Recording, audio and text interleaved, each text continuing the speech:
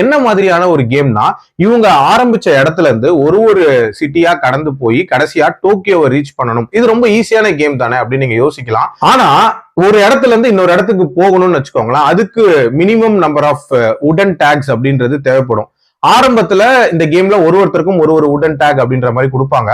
So உங்ககிட்ட நிறைய உடன் டேக் இருக்கணும் அப்படின்னா நீங்க அடுத்தவங்களை கொன்னு அந்த உடன் டேக் எடுக்கணும் அப்படின்ற மாதிரியான ஒரு கட்டாயம் இருக்கு. இது நடத்துறதுக்கான பர்பஸ் என்ன, அந்த சாமுராய்ஸை வந்து காலி பண்ணணுங்கிறதுக்கான அந்த இன்டென்ஷன் என்ன அப்படின்றதெல்லாம் ஓரளவுக்கு நீட்டா இதுல காட்டியிருப்பாங்க. அதே மாதிரி ஸ்டார்டிங்ல ஒரு வார் சீக்வன்ஸ் ஒன்று காட்டுவாங்க. அந்த வார் சீக்வன்ஸ்ல என்ன நடந்துச்சுங்கிற அந்த பிளாஷ்பேக் அப்படின்றதும் ஓரளவுக்கு நீட்டா இருந்துச்சு.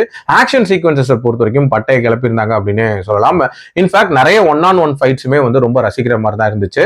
எனக்கு என்னன்னா இந்த சீரீஸை கொண்டு போன அந்த பேஸ் இருக்குல்ல, ஒரு மாதிரி அன்ஈவன் பேஸ்ல கொண்டு போயிருந்தாங்களோ அப்படின்ற மாதிரியான ஒரு ஃபீல் இருந்துச்சு. என்னோட ரேட்டிங் இந்த சாப்டருக்கு வந்து 3.2 out of 5.